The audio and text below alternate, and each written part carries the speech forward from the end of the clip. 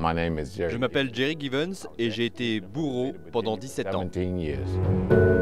17 ans de carrière et 62 condamnés exécutés par chaise électrique ou injection létale. Un témoignage exceptionnel. Les bourreaux s'expriment très rarement aux États-Unis. Aujourd'hui, Jerry Givens est chauffeur routier et s'il parle, c'est parce que désormais il milite contre la peine de mort. Est-ce que c'est ça la solution au problème? Tuer des gens parce qu'eux-mêmes en ont tué d'autres ou ont commis de graves erreurs? Non, je ne crois pas. Il a bien changé, Jerry Givens, depuis la prise de cette photo dans les années 80. À l'époque, il est encore le chef des bourreaux de l'État de Virginie. Sur cette vidéo, il détaille froidement à son équipe les conséquences concrètes d'une exécution par chaise électrique. L'odeur de brûlé est très forte. Vos vêtements vont en être imprégnés. Je vous conseille d'ailleurs de les laisser tremper pendant 2 à 3 jours avant de les laver pour pouvoir les réutiliser. Cette mécanique de l'exécution, ces détails, hantent encore aujourd'hui Jerry Givens. Lui qui n'avait jamais reçu de formation médicale, s'est souvent retrouvé à devoir décider seul du voltage nécessaire pour électrocuter un prisonnier.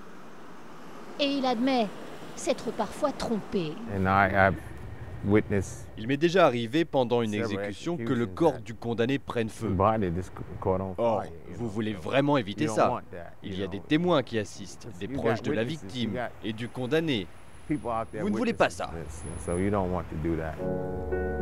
Les exécutions se succèdent 10, 20, 30, 40, 50, 60... et le trouble s'installe dans l'esprit du bourreau. Notamment quand ce condamné à mort, accusé de meurtre, est gracié après des tests ADN. Or, Jerry Givens se souvient parfaitement bien d'avoir failli l'exécuter par injection létale.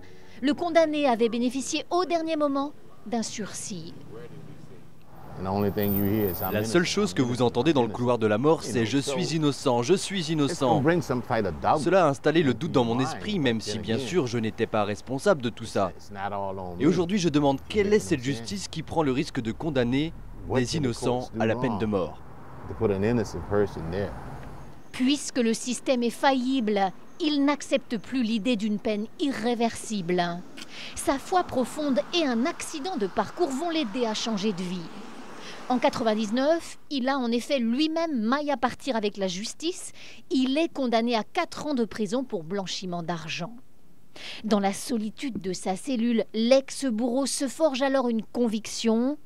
Dès sa sortie de prison en 2004, il commence à militer contre la peine de mort.